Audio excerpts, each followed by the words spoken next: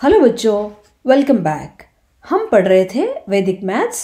भाग 3 में हमने देखा है कि निखिलम सूत्र का प्रयोग करके गुणन संक्रिया कैसे पूर्ण की जाती है, गुणनफल कैसे ज्ञात किया जाता है। इस भाग में हम देखेंगे निखिलम सूत्र का प्रयोग भाग संक्रिया के लिए।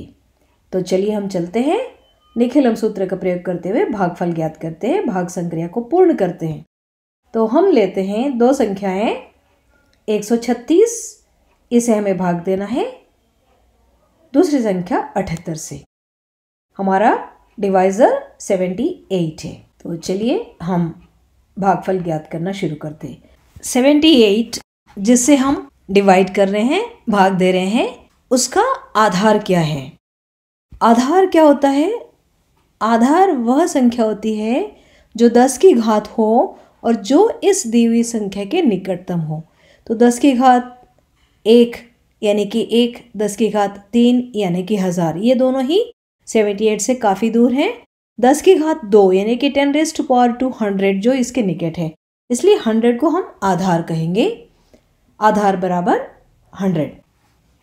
अब हम देखते हैं कि हमें किस संख्या को डिवाइड करना है। 136 को। 136 को हम इस तरह से स्प्लिट करेंगे कि आधार में जितने शून्य हैं उतने अंकों की जोड़ी पीछे से यानी कि राइट हैंड साइड से बननी चाहिए। 136 में अगर हम राइट हैंड साइड से जोड़ी बनाएंगे तो 36 2 डिजिट्स, आधार में 2 शून्य है इसलिए। तो 36 को हम अलग करते हुए इसको हम स्प्लिट करते हैं। दी हुई संख्या को हमने 2 भागों में स्प्लिट किया है। अगर 4 अंक की संख्या होती तो यहाँ पर भी 2 डिजिट होते और 5 अंक की संख्या होती तो यहाँ 2 डिजिट और 1 डिजिट और आगे होता। इस तरह से हम पीछे से स्प्लिट करते हुए चलेंगे। अब हम अगले स्टेप में क्या करेंगे, इस आधार का कॉम्प्लीमेंट लेंगे, इष्ट मित्र लेंगे। कॉम्प्लीमेंट वो नंबर होता है जिसको इस संख्या में जोड़ने या घटाने से हमें आधार प्राप्त होता है। तो 78 में अगर हम 22 जोड़ते हैं तो हमें 100 मिलता है जो आधार के बराबर है, इसलिए हम 22 को 78 का कॉम्प्लीमेंट कहते हैं। तो हमने सबसे पहले क्या किया है, आधार पता किया है, फिर उस आधार में जितने शून्य हैं उतने अंकों को राइट साइड से स्प्लिट करते हुए हमारे उस संख्या को हमने लिखा है जिसे हमें भाग देना है। और फिर हमने डिवाइजर का कॉम्प्लीमेंट लिया है। अब अगले स्टेप में हम क्या करेंगे, इस 136 के फर्स्ट पार्ट को हम उतारेंगे। फर्स्ट पार्ट कभी 1 अंक की भी हो सकती है, 2 अंक की भी हो सकते हैं। हम इसको यहाँ पर उतार लेते हैं।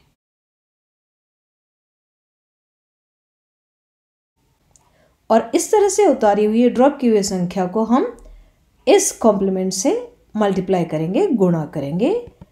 किसको? 1 और 22 को हम मल्टीप्लाई कर रहे हैं और इसका जो प्रोडक्ट होगा हम लिखेंगे इस 36 के नीचे। और अब हम इस 36 यानी कि सेकेंड पार्ट को इसमें ऐड करेंगे, 36 + 22।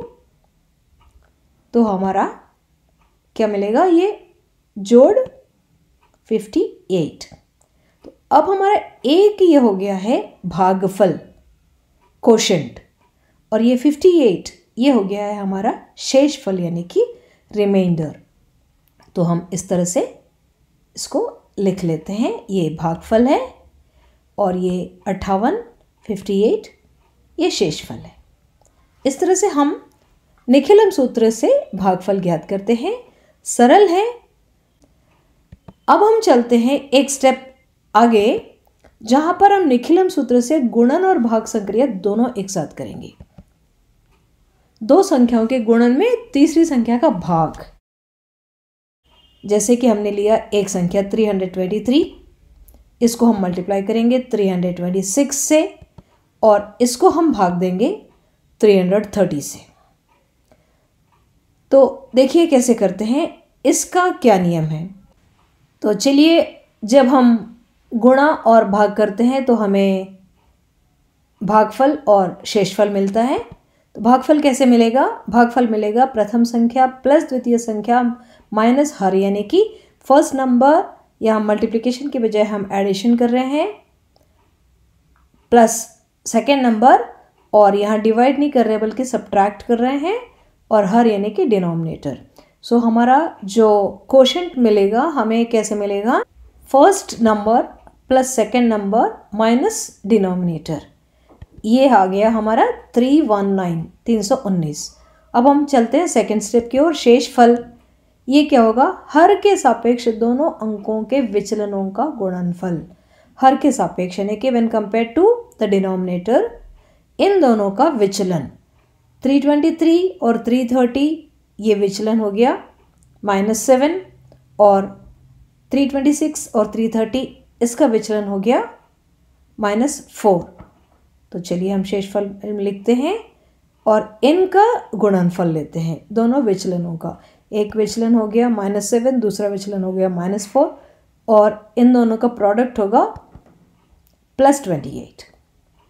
तो ये भागफल 319 और शेषफल 28। इस तरह से हम निखिलम सूत्र से गुणन और भाग संक्रिया एक साथ भी कर सकते हैं।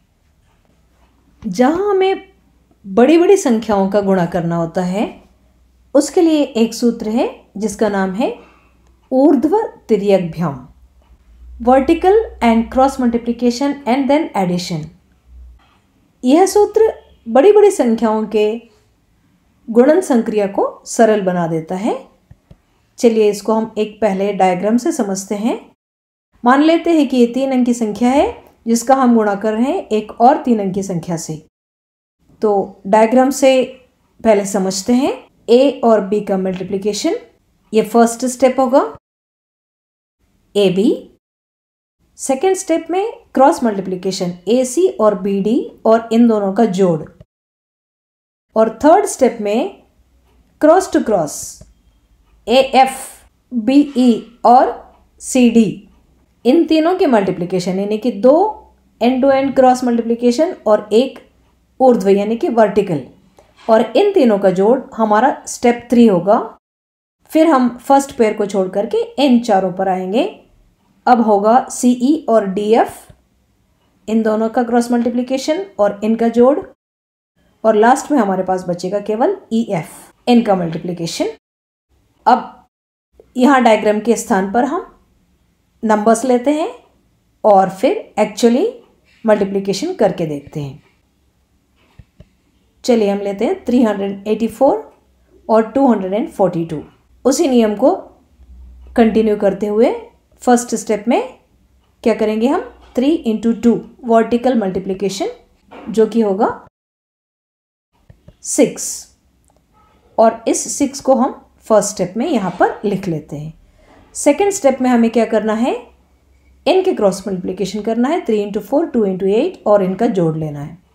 3 × 4 2 × 8, 3 × 4 हो गया 12, 2 × 8 हो गया 16, 12 + 16 28।